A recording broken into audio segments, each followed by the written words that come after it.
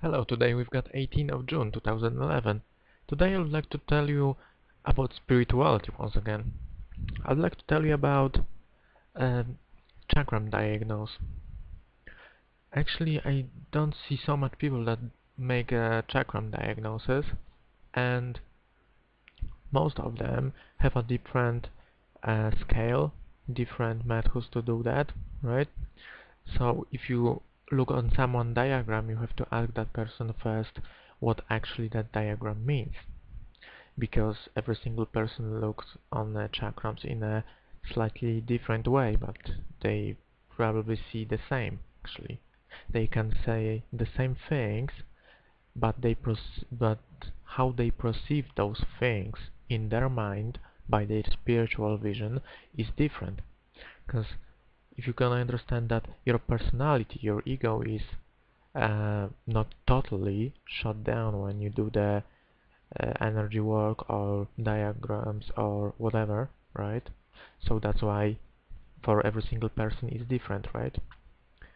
And now I'd like to tell you what actually I see in chakram diagnose. When I start to do that, it was about 1 year and something after I start to meditate. When I awake my kundalini, I awake as well that power to see chakrams, energies and all that stuff. It's not like I haven't been seeing that things before, but before it's happened spontaneously. When I tell you about spiritual vision, I tell you about fully conscious use of spiritual power in individual experience of the person. So let's move to the auras first.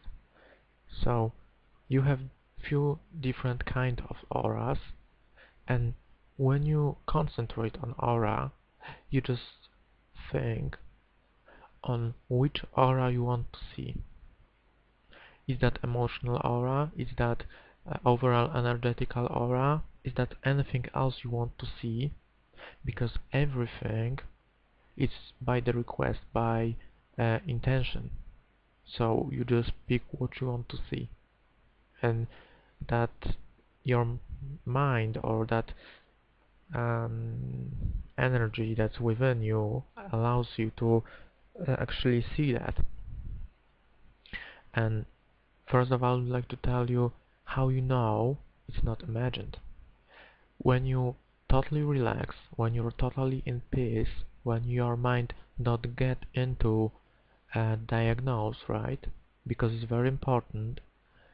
But if you let your mind go into diagnose, you won't see anything useful. That's why it's so hard. There's no so many people that's really master that skill. Okay, so that's how it happens. And when you look on aura, you can ask about energy which caused some kind of problem, and you see that energy straight on because you send a request to yourself, to your energy to show you that, to resonate with that problem of or whatsoever you want to call it, right? And then you can heal that problem. You can take that energy out. You can see how that energy impacts overall energetical overflow in the body, right? You can see whatever you like, but like I told you before, you have to concentrate, relax, and be totally in peace. And that's all how you do it. And when it wakes up, you will know that you can use it. So when you fix the aura, right, it might be a little helpful for the someone you're helping, right? But the main thing you have to do when you do any spiritual healing is repair main chakrams, because main chakrams converts the energy. Main chakrams are the source of energy in your body, in your spiritual body, and your spiritual body resonate with your physical body. Now, when you know that, if you wanna make direct impact on something like a headache or something, you just have to remove that energy, and in the place of that energy put an other energy, that healthy one, and the headache will goes off, right? But if you wanna make overall health, which will be permanent, like you're not about to heal some kind of headache or flu or something like that, and if there is a person with lethal disease, you have to be careful. You have to gain more experience because it's not so safe as you may think, right? And there's a different kinds of methods, because first of all, I'd like to tell you, don't use your own energy. You can channel energy, but don't use energy from your own chakrams. If someone is sick on a lethal disease, that spot where the disease coming out from, or that chakram, will actually absorb energy very rapidly. So if you make connection with a flow of your chakrams, it will suck you up. So that's why I want to warn you, right? So you just channel energy.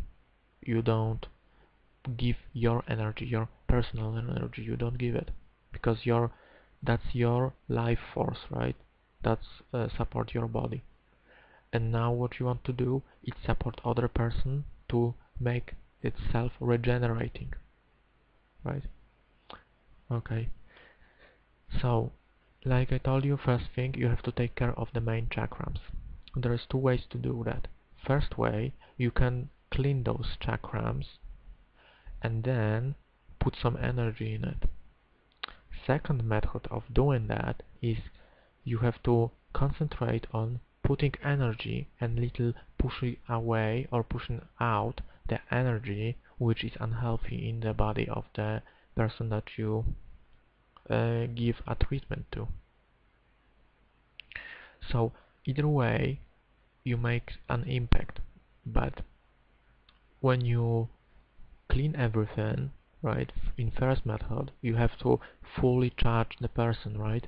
Because if you don't do that, there is some kind of lack of energy. And that energy that within a person is like, if something is missing, it will borrow energy from the other energy source. If energy in first chakram is missing, it will borrow energy from second chakram to make it balanced, because body goes to the balance, and you have to understand that. The second method, when you do pushing away of energy and pushing out it from the other person chakram and replace it with the healthy energy, is actually better, because you don't make any kind of lack, you just push it away. And in the end, when you push it away, you just clean that waste that you pushed away. I already told you how to clean energy, like the water goes down to patients and it cleans it up. You just imagine it. That's one method of doing that. There is also another method as well. And if you're looking for some kind of pain which come from unconscious, or it hurts, bones hurts, something wrong with blood or with skin, you have to heal first chakram first.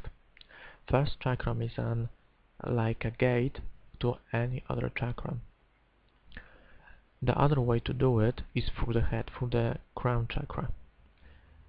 From my experience, I don't know why it's like that, but in almost every single person, the crown chakra is the strongest chakra in the whole body.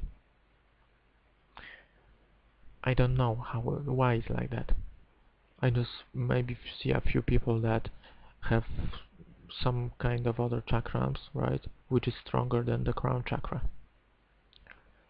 Then we move on to second chakra, which gives you knowledge about sexual activity of the person. If you see that energy is good, you will know that that person have a healthy experience and healthy thinking and all that stuff connects to the sexual activity, and all kind of disease that comes which is connects to the sex is actually placed in the second chakra.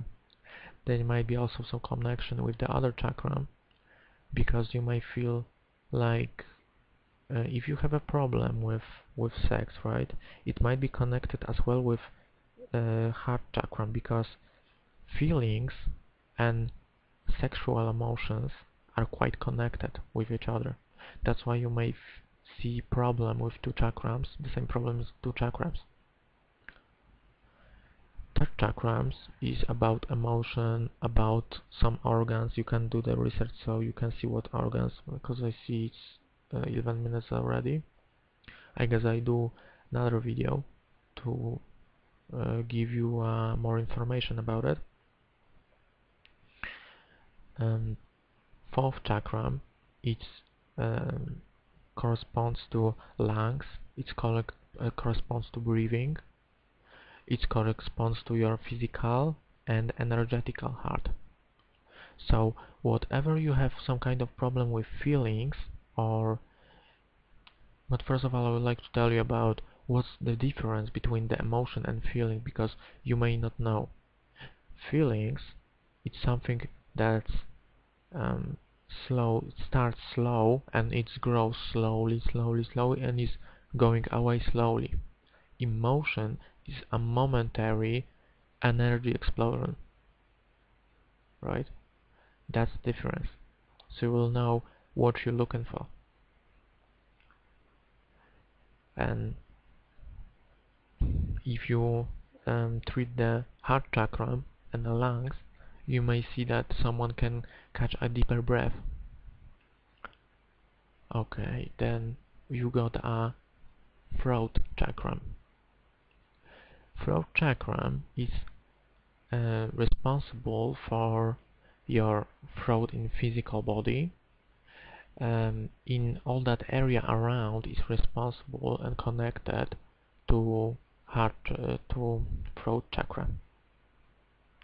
Throat chakra actually is responsible for how you express yourself to environment, how you express your feelings, how you express your emotions. So if you have a blocked throat chakra, it means that you don't express yourself. You don't say what you think, you don't say what you feel. That's what the blocks comes through. Now we go to the third eye. Third eye will tell you about it's basically about spiritual powers. It comes through third eye, but you have to be aware that you have to work for the lower chakrams first before you get to the third eye, because energy flows from your root chakra upwards to your head, and you have to just work for your lower chakrams to make a good energy connection, to make your third eye working. Because I see lots of people that they working on third eye and they don't have so much of benefit out of it, because they didn't work on lower chakrams, which is as same as important as the third eye. I will tell you rest in a moment when I record another video. Stay tuned for another part.